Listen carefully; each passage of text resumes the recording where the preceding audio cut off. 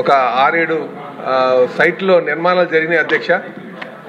అది కాకతీయ లోవ అని చెప్పేసి ఒక ప్రాంతం, పెద్దగంటాడులో ఒక ప్రాంతం, అలాగే తలారు వానిపాలెం, అచ్చెన్నాయుడు లోవ, పద్మనాభం అని చెప్పేసి ఈ ప్రాంతాల్లో మరి నిర్మాణాలు చేపట్టడం జరిగింది. టిడ్కో హౌసింగ్ ఆ నిర్మాణం చాలా అంటే షేర్ వాల్ టెక్నాలజీతో చేశారు కనుక చాలా నాణ్యతతోటి నిర్మాణం. అయితే కొన్ని దగ్గర పైన వాటరు వెళ్ళడానికి వెంట లేక ఆ నీరు నించునిపోయి లీకులు వస్తున్నాయి. దాన్ని కొంచెం చూడాల్సినటువంటి అవసరం ఉందని చెప్పి తెలియజేస్తున్నాను. అయితే మరీ ముఖ్యంగా మనం 2019 నాటికే ఏవైతే నిర్మాణాలు జరిగావో ఆ నిర్మాణాలన్నింటికి కూడా మనం అలాట్మెంట్లు ఇవ్వడం జరిగింది అధ్యక్ష. వారికి ఆ అలాట్మెంట్ జరిగినట్టుగా ఆ జీవీఎంసీ కమిషనర్ గారితో సంతకం పెట్టి ఒక కాపీ ఇచ్చాం. తర్వాత మనం అధికారం కోల్పోయిన తర్వాత వైసీపీ ప్రభుత్వం అధికారంకి వచ్చిన తర్వాత వాళ్ళు ఏం చేశారంటే ఈ డబ్బులన్నీ చంద్రబాబు నాయుడు గారు తీసుకున్నారు, ఈ డబ్బులు మళ్ళీ మీకు రావు, మీరు చంద్రబాబు నాయుడు గారిని అడగండి అని చెప్పేసి వారు లేనిపోయినటువంటి అపోహలు క్రియేట్ చేసి వారు మళ్ళీ కొంతమందికి క్యాన్సిల్ చేసి ఆ డబ్బులు కొంతమంది రిటర్న్ చేసి వీళ్ళు కొంతమందికి మళ్ళీ అలాట్మెంట్ చేశారు అధ్యక్ష. ఈరోజు అక్కడ పొజిషన్ ఎలాగ ఉందంటే మనం అందరికీ కలిపి సుమారు 7,50,000 అనుకుంటా అధ్యక్ష. అంటే వైజాగ్లో ఉన్నటువంటి ఇల్లులు అన్నింటికి కూడా అలాట్మెంట్ చేసాం. రాష్ట్ర వ్యాప్తంగా ఉన్నాయి కానీ మనం అలాట్మెంట్లు చేసాం. కొంతమంది క్యాన్సిల్ చేసి వీళ్ళు మళ్ళీ కొంతమందికి ఇచ్చారు అధ్యక్ష. ఇప్పుడు చూస్తే ఇక్కడ 10 ఇల్లులు ఉన్నాయంటే 12 మంది ఉన్నారు అధ్యక్ష. సో చాలామంది తిరుగుతున్నారు. అయితే ఈరోజు మన అధికారంకి వచ్చిన తర్వాత వెరిఫికేషన్ స్టార్ట్ చేసాం, చాలా సంతోషం.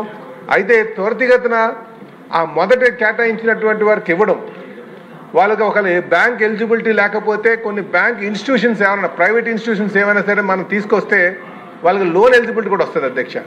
దీంతోపాటు అదనంగా కూడా మనం నిర్మాణాలు చేయాల్సినటువంటి అవసరం ఉంది అధ్యక్ష.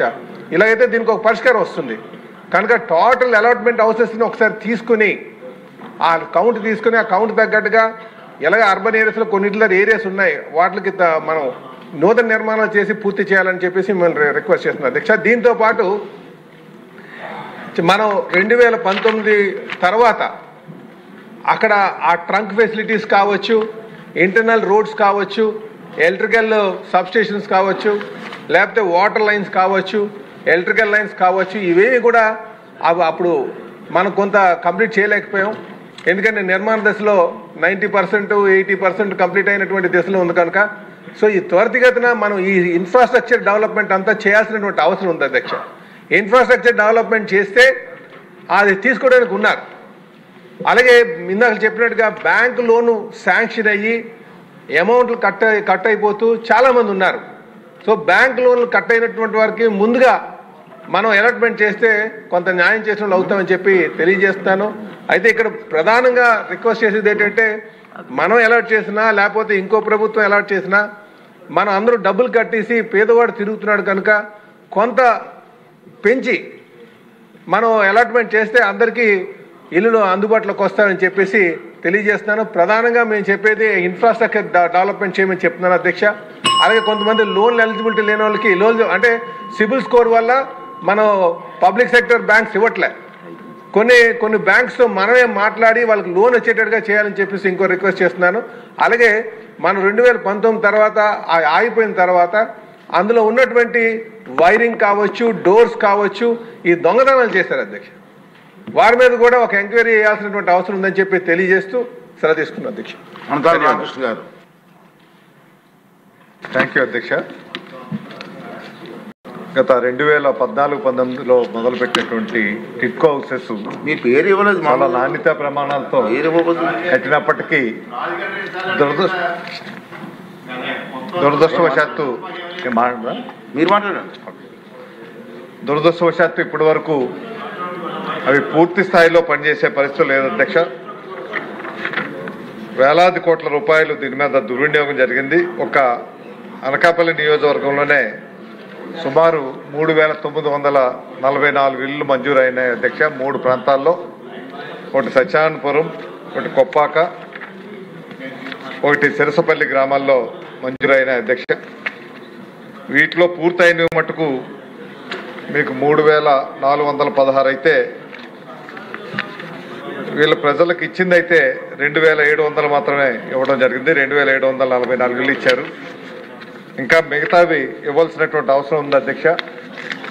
ఇందులో రెండింటి విషయాల్లో సెరసుపల్లి కానీ కొండకొప్పాక విషయాల్లో కోర్టు డిస్ప్యూట్ వల్ల గతంలో ఏవైతే బెనిఫిషియరీస్కి ఇచ్చారో 14, 19 తర్వాత వచ్చినటువంటి ప్రభుత్వం అవన్నీ కూడా రద్దు చేసి ఒక రాజకీయ కారణాలతో టీడీపీ నుంచి ఒక శాసనసభ్యుడిని వాళ్ళ పార్టీలో తీసుకునేటువంటి నెపం పెట్టుకొని వీళ్ళందరికీ కూడా క్యాన్సిల్ చేసి కొత్త వాళ్ళకి ఇచ్చే ప్రయత్నం చేశారు.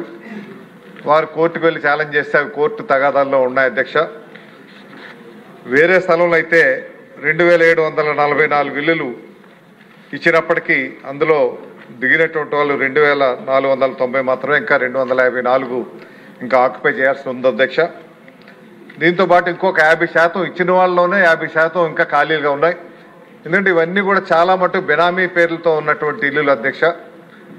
ఇందులో దురదృష్టం ఏంటంటే ఎవరైతే అంతకుముందు మంజూరు చేశారో 2014, 19 టీడీపీ ప్రభుత్వ హయాంలో ఉన్నప్పుడు వాళ్ళ పేరుతో బ్యాంక్ రుణాలు తీసుకున్నారు.